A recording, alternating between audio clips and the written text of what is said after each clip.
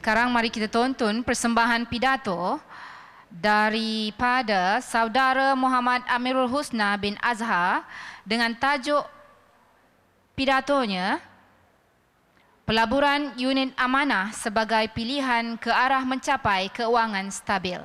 Dipersilakan.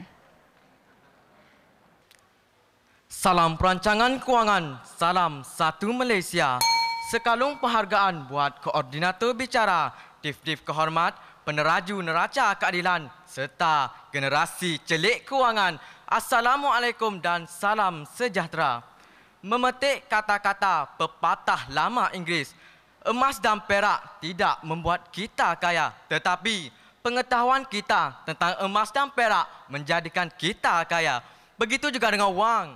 Pengetahuan kita tentang wang menjadikan kewangan kita stabil. Wang anda sepatutnya bekerja untuk anda, bukan duduk bersahaja. Oleh itu, unit amanah di pasaran menjadi pilihan utama untuk pelabur bagi merealisasikan matlamat ini. Itulah kata-kata pembuka bicara maudud bingkisan perdana saya pada hari ini. Pelaburan unit amanah sebagai pilihan ke arah mencapai kewangan stabil. Warga Dewan penuh berwisi. Eloklah sama-sama kita rungkaikan idea yang tersirat. Unit amanah atau dalam bahasa Inggerisnya unit trust merupakan satu alat pelaburan kolektif yang mana modal para pelabur dikumpul ke dalam satu dana dan diurus oleh pengurus dana profesional. Kewangan stabil pula ialah seimbang dari segi perbelanjaan dan tabungan di samping mengelak amalan berhutang atau pengurusan kewangan yang salah. Tuntasnya, pidato saya pada hari ini tertumpu kepada bagaimana pelaburan unit amanah dapat menjurus kepada kemantapan kewangan kita. Bagi mengupas persoalan ini, 4 cetusan idea saya unjurkan. Warga Dewan pencetus minda kelas pertama. Fokus bicara saya yang pertama, pengurusan dana profesional. Unit amanah diurus selia oleh pengurus dana profesional seperti Permodalan Nasional Berhad, Bank Perdagangan dan pelbagai institusi kewangan yang lain. Contohnya, PNB menawarkan pelbagai jenis saham amanah untuk para pelabur. Antaranya, amanah saham Bumi Putra, amanah saham nasional, amanah saham didik, amanah saham wawasan dan sebagainya. Mereka memiliki pengetahuan mendalam mengenai ekonomi, penyelidikan korporat dan mengenal pasti pelaburan berpotensi. Maka keuntungan pelaburan terjamin melalui pelaburan yang diiktiraf oleh kerajaan. Fokus bicara saya yang kedua, pulangan terjamin. Keuntungan pelabur dalam unit amanah adalah melalui pertumbuhan modal dan menjana dividen. Pertumbuhan modal berlaku apabila nilai portfolio meningkat diikuti kenaikan nilai unit. Kejatuhan harga dianggap kebaikan. Kerana apa? Kerana itulah peluang membeli lebih banyak unit. Keuntungan akan diperoleh apabila menjual unit pada harga yang tinggi daripada harga belian.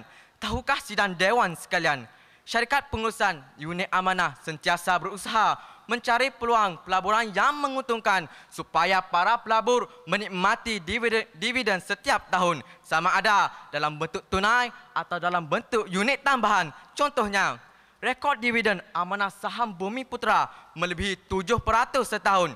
Jelaslah bahawa pelaburan jangka sederhana dan jangka panjang menjanjikan pulangan yang lebih baik berbanding simpanan dalam akaun tabungan atau akaun tetap.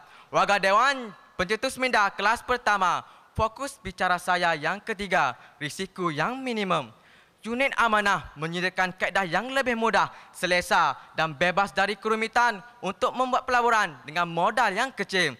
Pelabur yang berpendapatan sederhana yang ingin membuat pelaburan boleh memilih unit amanah yang ditawarkan oleh PNB seperti ASB, ASM atau ASW.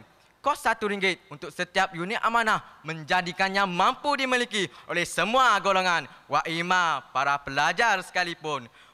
Berbanding memegang portfolio sendiri di pasaran saham. Kos pelaburan untuk membeli saham dari bursa saham bermula dari harga minimum RM1,000. Selain itu, ramai pelabur yang tidak mempunyai masa untuk memantau prestasi pelaburan secara kerap dan berkala. Justru pelbagai dana seperti ASB, Public Mutual, Am Investment menyediakan kaedah yang lebih mudah kepada umum. Warga Dewan Celik Kewangan, fokus bicara saya yang keempat, kadar kecairan tinggi. Pemegang unit amanah boleh mencairkan semua atau sebahagian unit mereka pada bila-bila masa sepanjang hari perniagaan tanpa sebarang kesukaran. Unit amanah mudah diakses walaupun jauh di pedalaman. Wang boleh dikeluarkan hanya semudah di pejabat bos bagi memenuhi keperluan masa depan seperti pendidikan anak-anak, menunaikan haji atau umrah, melancung, membeli aset, menghadapi persaraan atau kecemasan. Ingatlah pesanan orang tua-tua, sediakan payung sebelum hujan. Ingin saya berkongsi kegembiraan, rasa terharu terhadap ibu saya. Ibu saya membuka akaun amanah saham didik sejak saya berusia 5 tahun pada tahun 2001. Ibu saya melabur RM100 sebulan dengan anggaran dividen 7% setahun. Maka saya akan mempunyai RM22,601 apabila saya ingin meneruskan pengajian ke institusi pengajian tinggi pada tahun hadapan. Nah, sudah terang lagi bersuluh, cerahlah masa depan saya nanti. Berbanding pelaburan saham atau pembelian aset tetap yang mempunyai kecairan yang rendah kerana sukar mendapatkan tunai. Selain itu, harga saham boleh turun naik dalam jangka masa yang singkat dan berisiko kerugian jika dijual untuk mendapatkan wang tunai bagi tujuan tertentu. Maka, keuntungan belum pasti berada dalam genggaman anda. Nampaknya masa mencemburui kita. Pada penghujung bicara, jelas tertera tatkala kita menjadikan peribahasa Melayu lama, sikit-sikit, lama-lama menjadi bukit. Sehari selembar benang, lama-lama menjadi kain. Walaupun keuntungan pelaburan unit amanah tidaklah sebesar mana, namun kestabilannya dan risikonya yang rendah menjadikannya instrumen utama bagi pelabur mencapai kewangan stabil. Pelaburan unit amanah seumpama menanam pokok buah-buahan, tanam, jaga dan nikmati hasilnya. Sekian. Wassalamualaikum warahmatullahi wabarakatuh. Mohon pemidato terus berada di atas pentas untuk menerima soalan spontan daripada Tuan Hakim. Silakan.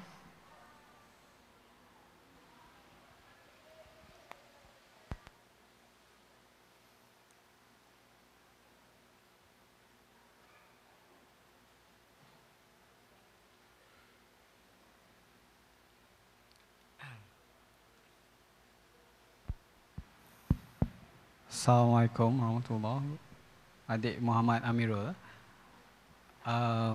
Apakah cara lain yang adik boleh cadangkan untuk mencapai keuangan yang stabil selain daripada unit amanah? Terima kasih. Terima kasih kepada Tuan Hakim di atas soalan yang diajukan. Apakah cara-cara lain untuk mencapai unit amanah? Yang pertama, melalui Kelab Pelaburan Bijak di bawah naungan Permodalan Nasional Berhad PNB. Untuk pengetahuan para penonton sekalian, PNB mempunyai 104 buah sekolah angkat di seluruh Malaysia. Oleh itu, dengan adanya Kelab Pelaburan Bijak ini, pelajar didedahkan tentang ilmu perancangan kewangan seawal usia. Langkah yang kedua ialah ibu bapa sebagai suri teladan.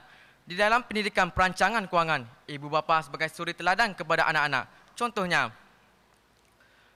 wang saku yang diberikan oleh ibu bapa hendaklah disimpan oleh anak-anak 20 ataupun 30% ataupun 20-30% sehari. Dengan ini tabungan dapat dibuat.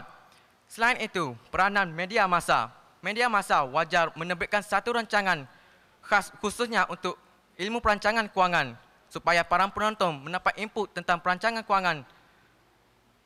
Seperti contohnya, rancangan Where the Money Drop merupakan satu rancangan pelaburan yang bijak di mana pelajar peserta harus memikirkan ke manakah wang akan dilaburkan. Sekian, terima kasih. Terima kasih.